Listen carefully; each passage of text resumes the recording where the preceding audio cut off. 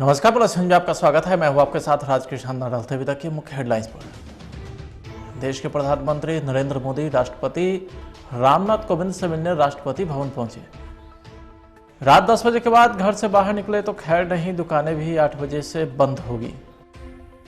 मुख्यमंत्री नीतीश कुमार के पिता कविराज राम लखन सिंह को स्वाधीनता सेनानी का दर्जा देने का मामला विवादों में घिर गया और बिहार में शीतलहर का प्रकोप जारी। अब खबरें विस्तार से। पंजाब में प्रधानमंत्री नरेंद्र मोदी की सुरक्षा में हुई चूक के मामले पर राष्ट्रपति रामनाथ कोविंद ने भी चिंता जताई है, जिसके बाद पीएम नरेंद्र मोदी राष्ट्रपति रामनाथ कोविंद से मिलने राष्ट्रपति भवन पहुंचे। मुलाकात के बारे में राष्ट्रपति के ट्विटर हैंडल से जानकारी दी गई। लिखा गया कि पीएम मोदी राष्ट्रपति रामनाथ कोविंद से मिलने पहुंचे। पीएम ने उन्हें पंजाब में हुई घटना की पूरी जानकारी दी। फिर राष्ट्रपति ने पीएम की सुरक्षा में हुई गंभीर चूक पर चिंता भी जताई। रक्षा विशेषज्ञ ललन सिंह ने भी प्रधानमंत्री नरेंद्र मोदी के सुरक्षा में हुई चूक पर चिंता जताई है। फिरोजपुर के बड़े कार्यक्रम हमारे प्रधानमंत्री साहब का बीते हुए कल को था और एक बहुत दुखद एक ऐसा इंसिडेंट हुआ जो देश और पूरी दुनिया इससे अचंभित है। हमारे भारत के प्रधानमंत्री श्री नरेंद्र मोदी जी जब भटिंडा पहुंचे तो मौसम खराब था और दूसरी कंटीजेंसी प्लान के द्वारा इनको बाय रोड अपने गंतव्य स्थान पे जाने की बात हुई, लेकिन इन्होंने जो शहीद स्मारक माल्यार्पण करना था उससे 30 किलोमीटर दूर इनकी जब काफिला पहुंची, जिसमें एसपीजी और 5 लेयर का सिक्योरिटी था, वो 20 मिनट वहां रुकना पड़ा। कारण साफ था, सामने किसान आंदोलन के नाम पे बसें, ट्रकें और भीड़ का जमावड़ा था। भारत का प्रधानमंत्री जिस रोड से अपने आप को काफिले में मूव कर रहे, उस जगह पे इस तरह का अवरोध ये बहुत ही चिंतनीय और आश्चर्यजनक है। मैं ये बताना चाहता हूं कि 20 मिनट रुकने के बाद, हालांकि वो जो फ्लाईओवर था वो बहुत ही नजदीक भारत पाकिस्तान सीमा के पास भी है। जैसा कि पता है कि जस्टिस फॉर सिख और आईएसआई का मिला जुला सोच बहुत खराब रणनीति है भारत की आंतरिक सुरक्षा के लिए। इस हालात को देखते हुए एसपीजी ने, जो उनका अपना प्रोटेक्शन एजेंसी होता है, उन्होंने निर्णय लिया और वापस भटिंडा आ गए। पूरे देश में आज सियासी रंग और बयानबाजियों का जोर है, लेकिन 2, 3, 4 एडीजी पंजाब का जो पत्र है वो जाहिर हो चुका है। उन्होंने एसएसपी फिरोजपुर को लिखा है कि आप अपने और इस पूरे इलाके को अलर्ट करें, अगर जरूरत है तो रोड का क्लियरेंस भी दें। लेकिन इस तरह का हादसा और इंसिडेंट ये बहुत ही गंभीर मसला है। आज प्रधानमंत्री, उपराष्ट्रपति और राष्ट्रपति से इस बात के लिए मिले हैं और पूरी जानकारी दी है। पूरी देश इसको बहुत सीरियस मामला मानता है। भारत का प्रधानमंत्री किसी राजनीतिक दल का नहीं, वो देश का होता है। और मैं बताना चाहता हूं कि उनका जो प्रोटेक्शन है, एसपीजी स्पेशल प्रोटेक्शन गार्ड, वो एक बहुत बड़ा स्किलफुल एजेंसी है। वो हर काम ऑन रिकॉर्ड रखता है और अगर प्रधानमंत्री का कोई भी मूवमेंट अगर बदली होना है तो वो 2, 3, 4 उसके कंटिजेंसी प्लान होते हैं। लेकिन अचानक पंजाब के अंदर इस तरह का हादसा, और अभी वहां के सीएम ने कहा कि किसी भी तरह का चूक नहीं है, यह बहुत ही दुखद है। हालांकि इसके ऊपर उन्होंने अपनी कमेटी बैठा दिया है और फिरोजपुर के एसएसपी को सस्पेंड भी किया है, लेकिन इसका कोई मतलब नहीं। ये बहुत देश भर में कोरोना संक्रमण के नए मामले में काफी तेजी आई है। आंकड़ा तकरीबन 1 लाख के करीब पहुंच गया है। बिहार में भी कोरोना के नए मामले बहुत तेजी से बढ़ रहे हैं। प्रदेश में आम लोगों के साथ बड़ी तादाद में कोरोना वॉरियर्स भी संक्रमित हो रहे हैं, इनमें डॉक्टर भी शामिल हैं। कोविड-19 के बढ़ते मामलों को देखते हुए प्रदेश सरकार ने कुछ पाबंदी लगाई है ताकि भीड़ इकट्ठा न हो, कोरोना वायरस संक्रमण के प्रसार को रोका जा सके। इसी क्रम में बिहार में गुरुवार से नाइट कर्फ्यू का प्रावधान लागू हो जाएगा। रात में 10 बजे के बाद घरों से बाहर निकलना प्रतिबंधित रहेगा। इसका उल्लंघन करने वालों पर कार्रवाई की जा सकती है। नाइट कर्फ्यू रात में 10 बजे से सुबह के 5 बजे तक प्रभावी होगा। इसके साथ घर से बाहर निकलने पर मास्क पहनना अनिवार्य कर दिया गया है। Cinema hall, shopping mall, club, swimming pool, gym, stadium, park 21 जनवरी तक के लिए बंद हो गए हैं। सरकार ने नर्सरी से 8वीं तक के नियमित कक्षा को भी बंद करा दिया है। बिहार की राजधानी पटना सिटी इलाके में स्थित नालंदा मेडिकल कॉलेज अस्पताल में एक बार फिर से कोरोना विस्फोट हुआ है। एनएमसीएच में कोविड-19 ने कहर बरपा रखा है। एनएमसीएच में पहले ही बड़ी संख्या में डॉक्टर और अन्य स्टाफ कोरोना संक्रमित हो चुके हैं। अब नालंदा मेडिकल कॉलेज अस्पताल के मेडिकल सुपरिटेंडेंट और डिप्टी सुपरिटेंडेंट भी कोरोना संक्रमित पाए गए। इन दोनों के अलावा एनएमसीएच के 10 डॉक्टर 8 पारा मेडिकल स्टाफ भी कोरोना पॉजिटिव पाए गए हैं। मेडिकल कॉलेज एवं अस्पताल में कोरोना संक्रमण के लगातार नए मामले सामने आने से हड़कंप की स्थिति मची है।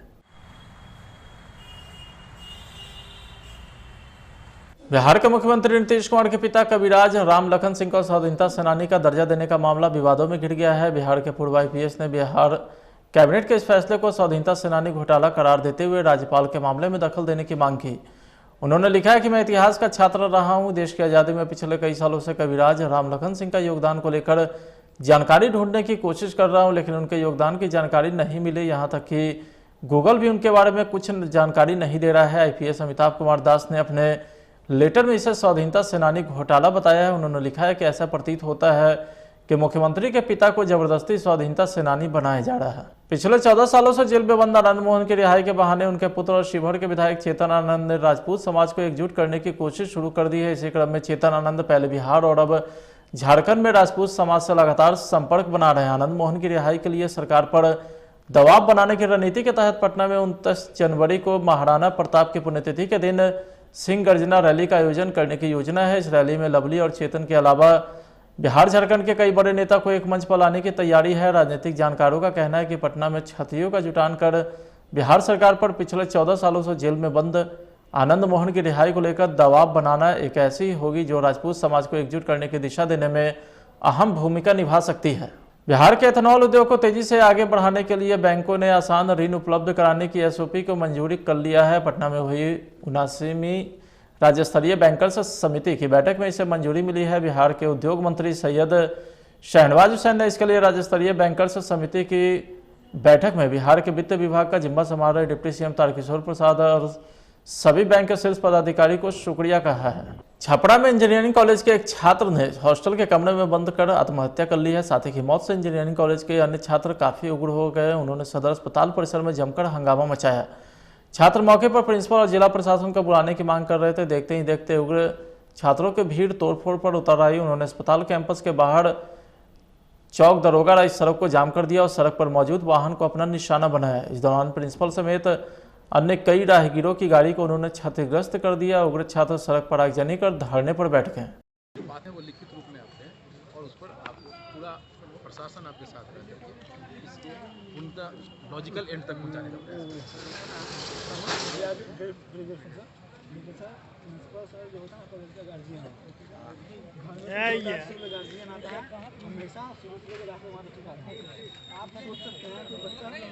क्या बातें सामने आई है, किस तरह से? देखिए, जो घटना हुई है अत्यंत ही दुखद है, दुर्भाग्यपूर्ण है। छात्रों ने बताया है कि उनके एक मित्र की मृत्यु हो गई है और उन्होंने आत्महत्या कर ली है। तो हम लोग को जब ये ज्ञात हुआ, इमीडिएटली हमारे अनुमंडल पदाधिकारी, पुलिस पदाधिकारी, सदर के जो पुलिस पदाधिकारी हैं वो और मुख्यालय के डीएसपी साहब सब लोग यहाँ पर आए और उन लोगों से वार्ता प्रारंभ की। हम लोगों ने बॉडी को मंगवा लिया है, बॉडी हॉस्पिटल में है, तो उसका पोस्टमार्टम किया जाएगा और आगे जैसे नियमानुसार कार्रवाई होती है वो कार्रवाई की जाएगी। ये स्वाभाविक है कि छात्रों में एक उत्तेजना हुई है क्योंकि उनके दोस्त की मृत्यु हुई है और कारण जैसा कि वो स्वयं बता रहे हैं कि आत्महत्या के कारण हुआ है। तो आगे जो भी जांच है वो पुलिस करेगी और जो इन्वेस्टिगेशन में बातें आएगी उसके ऊपर विधिवत कार्रवाई होगी। छात्रों से अभी जो वार्ता हुई है उसमें उनका यही डिमांड था कि हम लोग चाहते हैं कि जो भी इसके लिए दोषी हैं उनके ऊपर विधिवत कार्रवाई हो। तो उनको सब हम लोगों ने आश्वासन दिया है, बताया है कि आप जो भी लिख करके देंगे उसकी हिंदुवार गहन जांच कराई जाएगी और जो भी नियम के अनुकूल कार्रवाई होगी वो कार्रवाई की जाएगी। वो मान गए हैं और वो लिख रहे हैं, लिख करके देंगे और उसके बाद ये जाम हट जाएगा। जाम नहीं है, बेसिकली छात्र उत्तेजित होकर सड़क पर आ गए हैं, तो हम लोगों का कर्तव्य था कि हम लोग उनसे बातचीत करें और उनके भी पक्ष को जाने। उनके पक्ष को हमने जाना और उनको हमने बताया है कि पूरा आश्वासन है, प्रशासन आपके साथ है, वो आश्वस्त हैं और वो लिख रहे हैं, लिख के देंगे, उसके आलोक में पुलिस अपनी कार्रवाई करेगी। साहब, अभी तक संस्थान की जो प्राचार्य है, जो संरक्षक होता है, अभिभावक होते हैं छात्र को, वो अभी तक इस जगह पे नहीं आए हैं, उसको लेकर क्या कहेंगे आप? नहीं, इतनी बड़ी घटना हुई कि एक बच्चे की मौत हो गई है। कुछ बच्चों ने उनको वहाँ पर रोक लिया था, तो प्रशासनिक पदाधिकारी गए हैं, उनको लेकर आए हैं, वो भी आ रहे हैं। प्रधानमंत्री नरेंद्र मोदी ने 1 अप्रैल 2016 को प्रधानमंत्री आवास योजना लॉन्च किया था। इसके तहत 21 मार्च 2019 तक 1 करोड़ घर बनाने का लक्ष्य रखा गया था, लेकिन कई जगह यह योजना गरीबों को घर देने से पहले सरकारी बाबू और जनप्रतिनिधि को अमीर बना रही। इसी मुद्दे पर नवनिर्वाचित मुखिया का दावा है कि आवास योजना में कोई भ्रष्टाचार नहीं है। बिहार के मुख्य समस्तीपुर जिले के विद्यापति प्रखंड अंतर्गत मड़वा पंचायत में नवनियुक्त मुखिया संजीव कुमार सैनी का दावा है कि पंचायत में आवास योजना में भ्रष्टाचार नहीं होगा। पिछले दिनों भी प्रधानमंत्री आवास योजना में काफी प्रकार की कमियां देखी जाती है, काफी प्रकार की बातें उठती है। हम में आता है ये कर लिया वो कर लिया। आप लोग को आश्वस्त कर देना चाहते हैं, प्रधानमंत्री आवास योजना में 1 रुपया किसी को न देना है न लेना, चाहे वो वार्ड मेंबर हो, कोई भी प्रतिनिधि हो, कोई भी बिचौलिया लेना है। आज आपके सामने आवास सहायक है, इनके सामने समस्त अधिकारी, सरपंच साहब और तमाम आप नागरिकों के समक्ष में कह रहा हूँ, एक भी प्रधानमंत्री आवास योजना में 1 पैसे का भी कोई घूसखोरी भ्रष्टाचार नहीं होगा। रह गई बात चयन की, आप लोग आए हैं, आप लोग को बुलाया गया है, आप लोग का सुझाव अपेक्षित है। आप लोग जैसा भी सुझाव दें, लेकिन हमने जो समझ में आया है, जो हमें वो मैंने अपनी बातों को आपके सामने रखा। जनगणना मुद्दे पर राजद प्रदेश अध्यक्ष जगदानंद सिंह ने बड़ा बयान दिया है। जनगणना पर नीतीश के साथ राजद खड़ा रहेगा, लेकिन नीतीश के सहयोगी दल जनगणना पर अलग राय रखते हैं। जो मंत्री नीतीश के नीति का समर्थन नहीं करता उसे हटा देना चाहिए। बिहार के हित की बात जहां होगी वहां राजद और नीतीश कुमार के साथ खड़ी है। तो आपकी सलाह जो आपके इस नेतृत्व जिसका आप कर रहे हैं, जो आपके इस नीति का समर्थन नहीं कर रहा है, विधानसभा के दिए हुए आदेश और निर्देश को नहीं मान रहा है, आप उनको हटाइए। आप जरा भी संकोच मत करिए। इस बिंदु पर राष्ट्रीय जनता दल तेजस्वी जी के तरफ से जो निर्देश मैं आप सबों के सामने और बिहार की जनता के सामने रख रहा हूँ, राष्ट्रीय जनता दल बहुत कुछ भूल करके भी इस बिंदु पर जब आप आगे बढ़ेंगे तो आप अपने को अकेला महसूस नहीं करेंगे। विधानसभा का सबसे बड़ा और सशक्त दल और महागठबंधन समर्थन करेगा आपका इस बिंदु पर कि जातीय जनगणना का आधार इस बिहार में कायम करके ही गणना हो। और जनगणना केवल अंकों का खेल नहीं है, समस्याओं की तलाश है। और समस्याओं की तलाश में जब तक सही बिंदु पर सरकार नहीं पहुंचती है, उसका हल भी नहीं निकाल पाती है। इसलिए केवल मांग के लिए हम लोग मांग नहीं कर रहे हैं। इस बिहार को आगे बढ़ाने के लिए, सर्वांगीण विकास के लिए, पीछे छूटे हुए लोगों के लिए, अनाथ लोगों के लिए, विवश लोगों के लिए, जो सदियों से अपने जीवन को असहायता में गुजार रहे हैं, सरकार का कैसे संबल इनको मिले, इसके आधार पर जातीय जनगणना हो और जातीय जनगणना के आधार पर जो कमजोर वर्ग पीछे छूटा हुआ है हर मामले में, उसको आगे ले जाने के लिए नीतियां बने। इसी काम के लिए मैं आप लोगों को कष्ट दिया था कि नीतीश जी घबराइए मत, हम लोग सार्वजनिक रूप से, आप कभी कभी पलट जाते हैं, लेकिन हम लोग सार्वजनिक रूप से कहते हैं कि हम लोग अपने स्टैंड पर कायम है कि यदि आप जातीय जनगणना कराइएगा तो राष्ट्रीय जनता दल समग्र समर्थन आपको करेगा। तो वहीं राजद के प्रदेश अध्यक्ष जगदानंद सिंह के मुख्यमंत्री नीतीश कुमार को ऑफर पर जदयू ने सफाई दी है। जदयू प्रवक्ता अभिषेक झा ने सफाई देते हुए कहा है कि बिहार को विशेष राज्य का दर्जा मामला हो या जातीय जनगणना, जदयू कभी भी अपने स्टैंड से पीछे हटने वाली नहीं है। कौन क्या कहता है, अभी भी इन दोनों मुद्दों को लेकर के सभी राजनीतिक दलों के साथ बैठक होनी बाकी है। जदयू कभी भी अपने मुद्दे से पीछे हटने वाली नहीं है। जातीय जनगणना का मुद्दा हो या बिहार को विशेष राज्य का दर्जा मिले, दोनों ही मुद्दों पर सभी दलों ने बिहार विधानमंडल में मिलकर इसके समर्थन में प्रस्ताव पारित किया था। बीच में कुछ लोगों का स्टैंड बदला, बेहतर वो लोग बता सकते हैं, लेकिन हमारी पार्टी की नीति, हमारे नेता की मंशा एकदम स्पष्ट है कि इस मांग के साथ हम लोग कभी कॉम्प्रोमाइज नहीं कर सकते हैं। अभी भी ऑल पार्टी मीटिंग होनी है। अब राष्ट्रीय जनता दल के प्रदेश अध्यक्ष जगदा बाबू प्रेस वार्ता करके अपनी बात कहते हैं। अपनी बात का मतलब वही समझा सकते हैं, लेकिन हम लोगों ने कभी इन दोनों ही मुद्दों को पक्ष विपक्ष के नजरिए से या सरकार के नजरिए से नहीं देखा है। आम आवाम की यही इच्छा है और इसी वजह से इस मुद्दे के साथ मजबूती से जनता दल यूनाइटेड खड़ी है। तीसरी लहर को लेकर कई बंदिशें लागू होने के बाद राजधानी पटना में सख्ती भी देखने को मिलेगी। पटना में अगर आप मास्क के बगैर घर से निकले तो आपको फाइन देना पड़ेगा। इतना ही नहीं, अगर किसी गाड़ी में मास्क के बगैर लोग सफर करते पाए गए तो उस गाड़ी को भी जब्त कर लिया जाएगा। पटना के डीएम डॉक्टर चंद्रशेखर सिंह ने स्पष्ट किया है कि कोरोना नियंत्रण के लिए किसी भी तरह की लापरवाही बर्दाश्त नहीं की जाएगी। मास्क लगाने हेतु प्रोत्साहित करें। सरकार द्वारा दिए गए निर्देशों का अनुपालन नहीं करने के बाद ओमिक्रॉन कोविड-19 वायरस नए स्वरूप में विश्व के अब तक कई देशों में फैलने के बाद भारत के भी कई राज्यों सहित कोरोना के साथ साथ बिहार भीषण शीतलहर की चपेट में है। बिहार के सभी जिलों में लगातार कोल्ड डे कंडीशन बना हुआ है। कड़ाके की सर्दी के कारण जनजीवन पूरी तरीके से अस्त व्यस्त हो चुका है। पटना स्थित मौसम विज्ञान केंद्र ने 7 जनवरी तक के लिए शीतलहर का अलर्ट जारी किया है। पटना गया में कोहरे के कारण विजिबिलिटी लेवल 50 मीटर जा पहुंचा है। सबसे अधिक परेशानी अधिकतम तापमान में गिरावट होने की वजह से है। मौसम वैज्ञानिक के मुताबिक झारखंड से सटे कुछ राज्यों को छोड़ दिया जाए तो बाकी पूरे बिहार में कोल्ड डे कंडीशन बना रहेगा।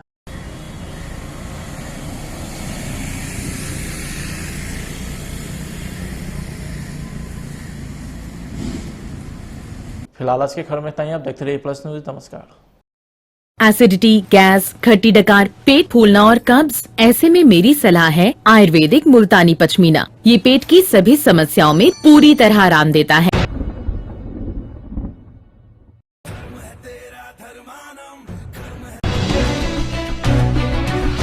पंजाब में प्रधानमंत्री नरेंद्र मोदी की सुरक्षा में हुई चूक के मामले पर राष्ट्रपति रामनाथ कोविंद ने भी चिंता जताई है, जिसके बाद पीएम नरेंद्र मोदी राष्ट्रपति रामनाथ कोविंद से मिलने राष्ट्रपति भवन पहुंचे। मुलाकात के बारे में राष्ट्रपति के ट्विटर हैंडल से जानकारी दी गई। लिखा गया कि पीएम मोदी राष्ट्रपति रामनाथ कोविंद से मिलने पहुंचे। पीएम ने उन्हें पंजाब में हुई घटना की पूरी जानकारी दी। फिर राष्ट्रपति ने पीएम की सुरक्षा में हुई गंभीर चूक पर चिंता भी जताई। रक्षा विशेषज्ञ ललन सिंह ने भी प्रधानमंत्री नरेंद्र मोदी के सुरक्षा में हुई चूक पर चिंता जताई है। फिरोजपुर के बड़े कार्यक्रम हमारे प्रधानमंत्री साहब का बीते हुए कल को था और एक बहुत दुखद एक ऐसा इंसिडेंट हुआ जो देश और पूरी दुनिया इससे अचंभित है। हमारे भारत के प्रधानमंत्री श्री नरेंद्र मोदी जी जब भटिंडा पहुंचे तो मौसम खराब था और दूसरी कंटीजेंसी प्लान के द्वारा इनको बाय रोड अपने गंतव्य स्थान पे जाने की बात हुई, लेकिन इन्होंने जो शहीद स्मारक माल्यार्पण करना था उससे 30 किलोमीटर दूर इनकी जब काफिला पहुंची जिसमें एसपीजी और 5 लेयर का सिक्योरिटी था, वो 20 मिनट वहां रुकना पड़ा। कारण साफ था, सामने किसान आंदोलन के नाम पे बसें, ट्रकें और भीड़ का जमावड़ा था। भारत का प्रधानमंत्री जिस रोड से अपने आप को काफिले में मूव कर रहे उस जगह पे इस तरह का अवरोध ये बहुत ही चिंतनीय और आश्चर्यजनक है। मैं ये बताना चाहता हूं कि 20 मिनट रुकने के बाद, हालांकि वो जो फ्लाईओवर था वो बहुत ही नजदीक भारत पाकिस्तान सीमा के पास भी है। जैसा कि पता है कि जस्टिस फॉर सिख और आईएसआई का मिला जुला सोच बहुत खराब रणनीति है भारत के आंतरिक सुरक्षा के लिए। इस हालात को देखते हुए एसपीजी ने, जो उनका अपना प्रोटेक्शन एजेंसी होता है, उन्होंने निर्णय लिया और वापस भटिंडा आ गए।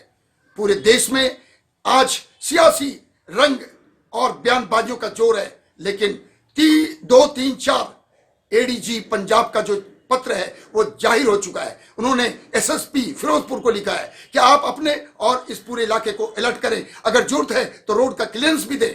लेकिन इस तरह का हादसा और इंसिडेंट ये बहुत ही गंभीर मसला है। आज प्रधानमंत्री, उपराष्ट्रपति और राष्ट्रपति से इस बात के लिए मिले हैं और पूरी जानकारी दी है। पूरी देश इसको बहुत सीरियस मामला मानता है। भारत का प्रधानमंत्री किसी राजनीतिक दल का नहीं, वो देश का होता है। और मैं बताना चाहता हूं कि उनका जो प्रोटेक्शन है एसपीजी, स्पेशल प्रोटेक्शन गार्ड, वो एक बहुत बड़ा स्किलफुल मतलब एजेंसी है। वो हर काम ऑन रिकॉर्ड रखता है और अगर प्रधानमंत्री का कोई भी मूवमेंट अगर बदली होना है तो वो 2, 3, 4 उसके कंटिजेंसी प्लान होते हैं। लेकिन अचानक पंजाब के अंदर इस तरह का हादसा।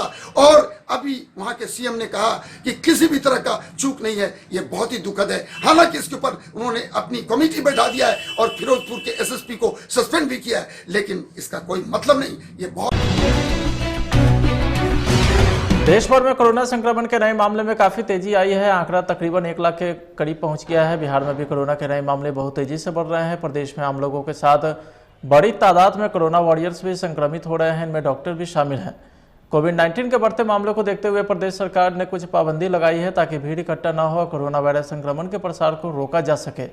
इसी क्रम में बिहार में गुरुवार से नाइट कर्फ्यू का प्रावधान लागू हो जाएगा। रात में 10 बजे के बाद घरों से बाहर निकलना प्रतिबंधित रहेगा। इसका उल्लंघन करने वालों पर कार्रवाई की जा सकती है। नाइट कर्फ्यू रात में 10 बजे से सुबह के 5 बजे तक प्रभावी होगा। इसके साथ घर से बाहर निकलने पर मास्क पहनना अनिवार्य कर दिया गया है। Cinema hall, shopping mall, club, swimming pool, gym, stadium, park 21 जनवरी तक के लिए बंद हो गए हैं। सरकार ने नर्सरी से 8वीं तक के नियमित कक्षा को भी बंद करा दिया है। बिहार की राजधानी पटना सिटी इलाके में स्थित नालंदा मेडिकल कॉलेज अस्पताल में एक बार फिर से कोरोना विस्फोट हुआ है। एनएमसीएच में कोविड-19 ने कहर बरपा रखा है। एनएमसीएच में पहले ही बड़ी संख्या में डॉक्टर और अन्य स्टाफ कोरोना संक्रमित हो चुके हैं। अब नालंदा मेडिकल कॉलेज अस्पताल के मेडिकल सुपरिटेंडेंट और डिप्टी सुपरिटेंडेंट भी कोरोना संक्रमित पाए गए। इन दोनों के अलावा एनएमसीएच के 10 डॉक्टर, 8 पारा मेडिकल स्टाफ भी कोरोना पॉजिटिव पाए गए हैं। मेडिकल कॉलेज एवं अस्पताल में कोरोना संक्रमण के लगातार नए मामले सामने आने से हड़कंप की स्थिति मची है।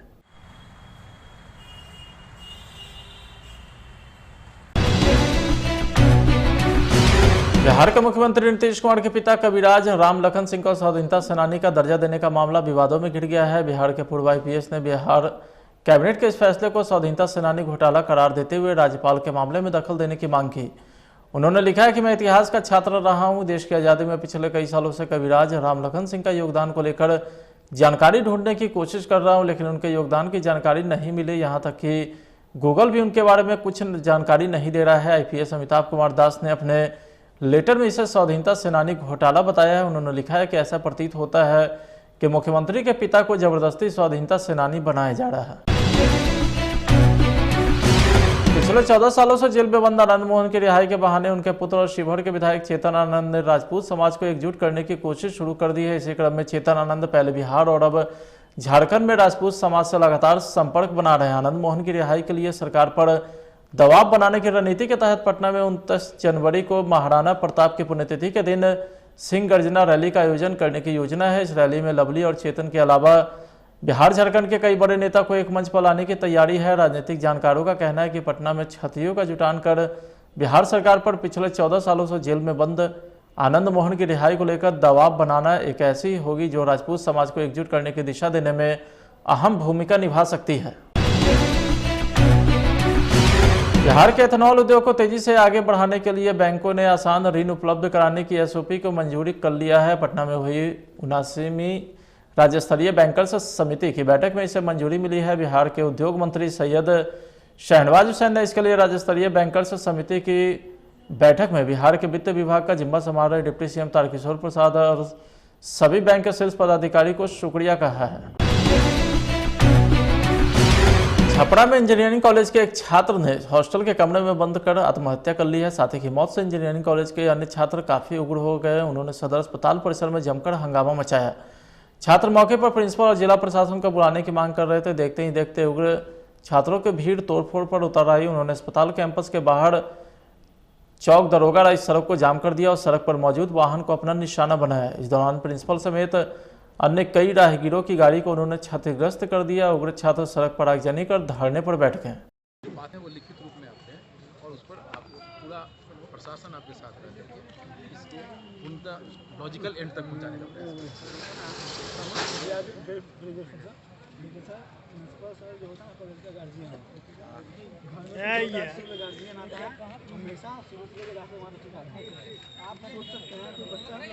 क्या बातें सामने आई है, किस तरह से? देखिए, जो घटना हुई है अत्यंत ही दुखद है, दुर्भाग्यपूर्ण है। छात्रों ने बताया है कि उनके एक मित्र की मृत्यु हो गई है और उन्होंने आत्महत्या कर ली है।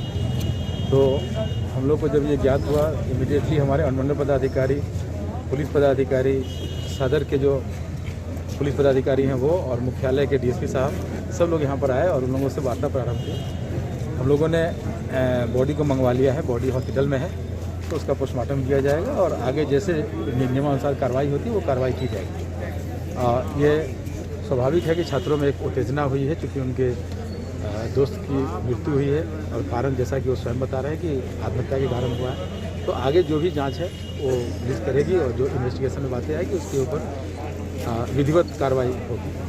छात्रों से अभी जो वार्ता हुई है उसमें उनका यही डिमांड था कि हम लोग चाहते हैं कि जो भी इसके लिए दोषी हैं उनके ऊपर विधिवत कार्रवाई हो।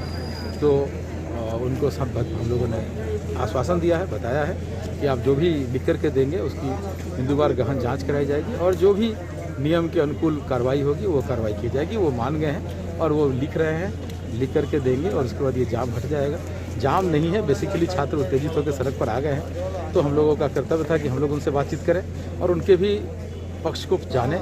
उनके पक्ष को हमने जाना और उनको हमने बताया है कि पूरा आश्वासन है, प्रशासन आपके साथ है, वो आश्वस्त हैं और वो लिख रहे हैं, लिख के देंगे। उसके आलोक में पुलिस अपनी कार्रवाई करेगी। साहब, अभी तक संस्थान की जो प्राचार्य है, जो संरक्षक होता है, अभिभावक होते हैं छात्र को, वो अभी तक इस जगह पे नहीं आए हैं, उसको लेकर क्या कहेंगे आप? नहीं, इतनी बड़ी घटना हुई कि एक बच्चे की मौत हो गई है। कुछ बच्चों ने उनको वहाँ पर रोक लिया था, तो प्रशासनिक पदाधिकारी गए हैं, उनको लेकर आई है, वो भी आ रहे हैं।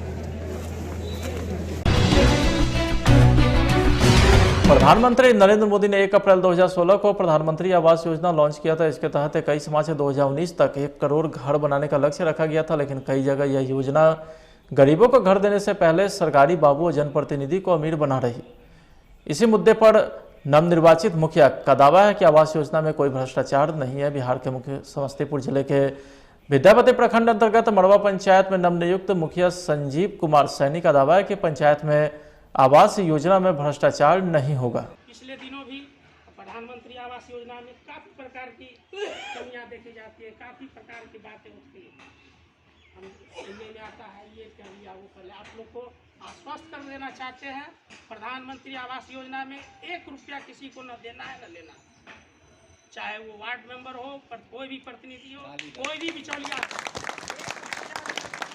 न लेना है। ये आज आपके सामने आवास सहायक हैं, इनके सामने समस्त अधिकारी, सरपंच साहब और तमाम आप नागरिकों के समक्ष में कह रहा हूँ, एक भी प्रधानमंत्री आवास योजना में 1 पैसे का भी कोई घूसखोरी भ्रष्टाचार नहीं होगा। रह गई बात चयन की, आप लोग आए हैं, आप लोग को बुलाया गया है, आप लोग का सुझाव अपेक्षित है। आप लोग जैसा भी सुझाव दें, लेकिन हमने जो समझ में आया है, जो हमें वो मैंने अपनी बातों को आपके सामने रखा।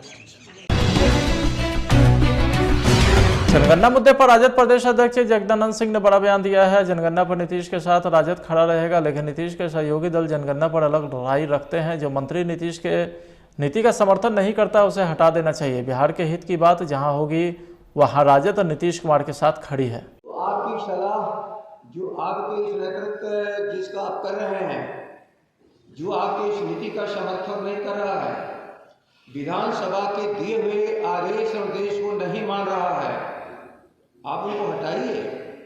आप जरा भी संकोच मत करिए। इस बिंदु पर राष्ट्रीय जनता दल तेजस्वी जी के तरफ से जो निर्देश मैं आप सबों के सामने, बिहार की जनता के सामने रख रहा हूँ। राष्ट्रीय जनता दल बहुत कुछ भूल करके भी इस बिंदु पर जब आप आगे बढ़ेंगे तो आप अपने को अकेला महसूस नहीं करेंगे। विधानसभा का सबसे बड़ा सशक्त दल और महागठबंधन समर्थन करेगा आपका इस बिंदु पर कि जातीय जनगणना का आधार इस बिहार में कायम करके ही गणना हो। और जनगणना केवल अंकों का खेल नहीं है, समस्याओं की तलाश है। और समस्याओं की तलाश में जब तक सही बिंदु पर सरकार नहीं पहुंचती है उसका हल भी नहीं निकाल पाती है। इसलिए केवल मांग के लिए हम लोग मांग नहीं कर रहे हैं। इस बिहार को आगे बढ़ाने के लिए, सर्वांगीण विकास के लिए, पीछे छूटे हुए लोगों के लिए, अनाथ लोगों के लिए, विवश लोगों के लिए, जो सदियों से अपने जीवन को असहायता में गुजार रहे हैं, सरकार का कैसे संबल इनको मिले, इसके आधार पर जातीय जनगणना हो और जाति जनगणना के आधार पर जो कमजोर वर्ग पीछे छूटा हुआ है हर मामले में, उसको आगे ले जाने के लिए नीतियां बने। इसी काम के लिए मैं आप लोगों को कष्ट दिया था कि नीतीश जी घबराइए मत, हम लोग सार्वजनिक रूप से, आप कभी कभी पलट जाते हैं लेकिन हम लोग सार्वजनिक रूप से कहते हैं कि हम लोग अपने स्टैंड पर कायम है कि यदि आप जातीय जनगणना कराइएगा तो राष्ट्रीय जनता दल समग्र समर्थन आपको करेगा। तो वहीं राजद के प्रदेश अध्यक्ष जगदानंद सिंह के मुख्यमंत्री नीतीश कुमार को ऑफर पर जदयू ने सफाई दी है। जदयू प्रवक्ता अभिषेक झा ने सफाई देते हुए कहा है कि बिहार को विशेष राज्य का दर्जा मामला हो या जातीय जनगणना, जदयू कभी भी अपने स्टैंड से पीछे हटने वाली नहीं है। कौन क्या कहता है, अभी भी इन दोनों मुद्दों को लेकर के सभी राजनीतिक दलों के साथ बैठक होनी बाकी है। जदयू कभी भी अपने मुद्दे से पीछे हटने वाली नहीं है। जातीय जनगणना का मुद्दा हो या बिहार को विशेष राज्य का दर्जा मिले, दोनों ही मुद्दों पर सभी दलों ने बिहार विधानमंडल में मिलकर इसके समर्थन में प्रस्ताव पारित किया था। बीच में कुछ लोगों का स्टैंड बदला, बेहतर वो लोग बता सकते हैं, लेकिन हमारी पार्टी की नीति, हमारे नेता की मंशा एकदम स्पष्ट है कि इस मांग के साथ हम लोग कभी कॉम्प्रोमाइज नहीं कर सकते हैं। अभी भी ऑल पार्टी मीटिंग होनी है। अब राष्ट्रीय जनता दल के प्रदेश अध्यक्ष जगदा बाबू प्रेस वार्ता करके अपनी बात कहते हैं। अपनी बात का मतलब वही समझा सकते हैं, लेकिन हम लोगों ने कभी इन दोनों ही मुद्दों को पक्ष विपक्ष के नजरिए से या सरकार के नजरिए से नहीं देखा है। आम आवाम की यही इच्छा है और इसी वजह से इस मुद्दे के साथ मजबूती से जनता दल यूनाइटेड खड़ी है।